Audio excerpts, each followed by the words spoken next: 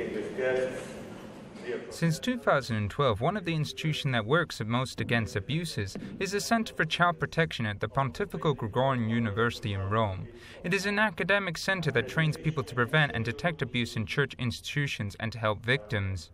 It offers a 2-year multidisciplinary program. Currently, students are from 7 countries. During the opening of the academic year, they showed the terrible figures of child abuse in all areas of society.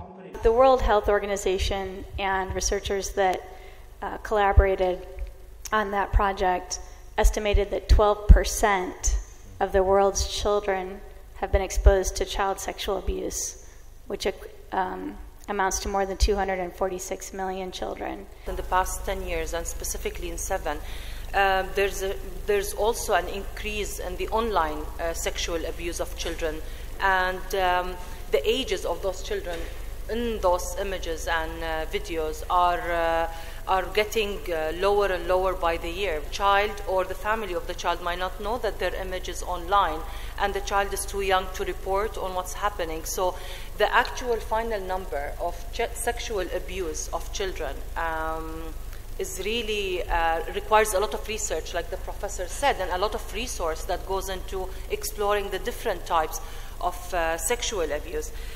Cardinal Marx inaugurated the course as his archdiocese is one of the centre's main funder. He says the Synod on Vocation is a good time to address the issue of abuse in the Church. We don't want the people who are not mature in sexuality, also who have a false idea of chastity, who want to have power. And so that is not the way to come in the Church to be a servant of Jesus. So I think the subject, the issues are there, and the Synod is very good to bring these questions forward. The Cardinal has proposed a review of how to help seminarians and priests live celibacy. He also explained a recent German study on the relationship between celibacy and abuse. Celibacy is not the reason for abuse. That is absolutely not the case. But the celibacy combined with other weakness of the person, no?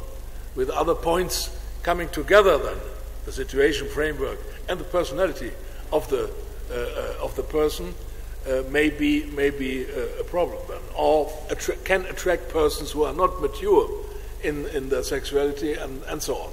That is the point. But I think these questions must be there. Are we in the selection of personnel? Are we in the formatting of people in the right way? This centre proposes good practices to bishops and organises congresses like this one to address the problem of abuse. Its main idea is that the most credible way to solve and prevent them is to train professionals to detect abuses and help the victims.